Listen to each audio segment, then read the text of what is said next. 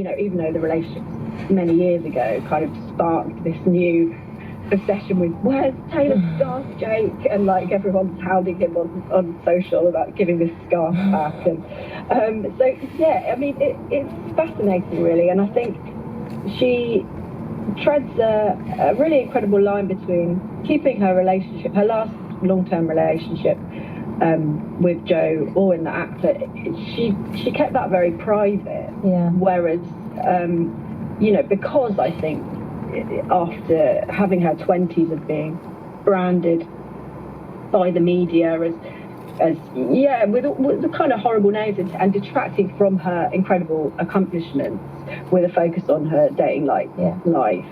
But she's also managed to still be open and she has this amazing ability to be hugely successful, but also very accessible and seemingly down to earth. So let's talk about her success as well. She's taking ownership. I'm amazed that she's really taking ownership of her previous albums by re-recording them, so that she owns the publishing rights.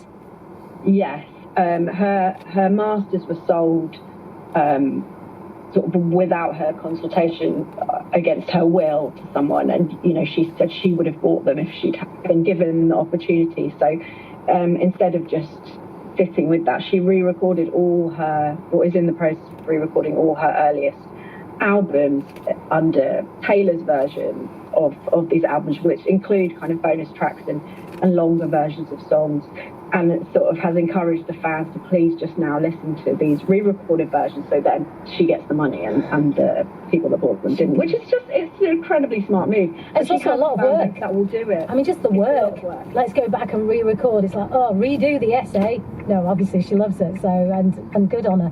Have you met her? I have met her, yeah.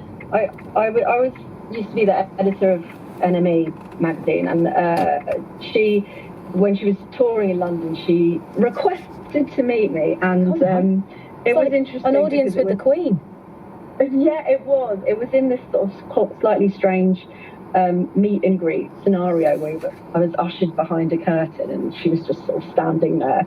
But she was great, and you know what? She's really supportive of women in music because she knows how hard it is. So she said to me that she was really glad to see a female editor in a traditionally male space, and at the time I was only the second ever female editor of NME in 50-60 years, so high five so for she that. recognised, thank you, she recognised that part of this media obsession with who she's dating comes from a lot of these places being run by men who want to reduce women to who they're dating. So I think it was a great experience, although very brief, and then it was like photo and yeah, exactly. Can I get a selfie? Rushing up there. Charlotte, thank you so much for speaking to us about that, and come and chat to us again. Not that I want to be the cynic at the very end of this, but she is about to go on a huge US tour, so you know, all the publicity is pretty good, I suppose. It is definitely. Thank you very much, Charlotte Gum.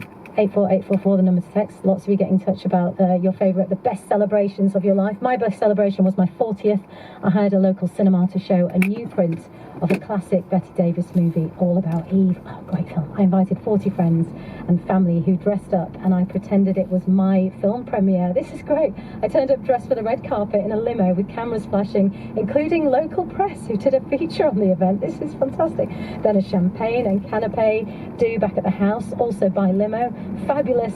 And a 3 a.m. finish 20 years later. I wish I could do that for every birthday. Michelle, do it. Do it again. Why the heck not?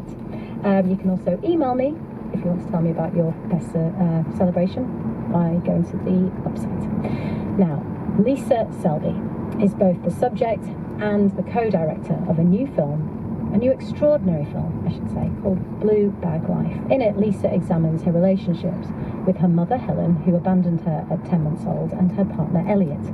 Both were heroin addicts, and in the same year, Helen dies, and Elliot relapses and ends up in prison. An artist and academic, Lisa shot thousands of videos recording her conversations and thoughts during this difficult period in her life, which have been woven together in this feature-length documentary. And Lisa joins me now, along with one of her co-directors, Rebecca Lloyd-Evans. Welcome to Woman's Hour, both of you. I said at the beginning of the programme, it's one of the most remarkable films I've ever seen. Lisa, before the film, though, came the Instagram account, Blue Bag Life. Just explain what that title means and why you set it up. The title comes after little pieces of blue plastic that I found in my house. And they're from the carrier bags that you get from the local shop. And I didn't know that these were what heroin was wrapped in. So later on, I used to find it it's quite triggering, you know, seeing them everywhere on the street. They're so vibrant. So I decided to call the Instagram account Blue Bag Life. And then right at the beginning, my mother, Helen, had died and I wasn't raised by her, and I just started taking lots of photographs of her flat, lots of paraphernalia rising to the surface, and also videos, but I never meant to make a film. It wasn't for a film.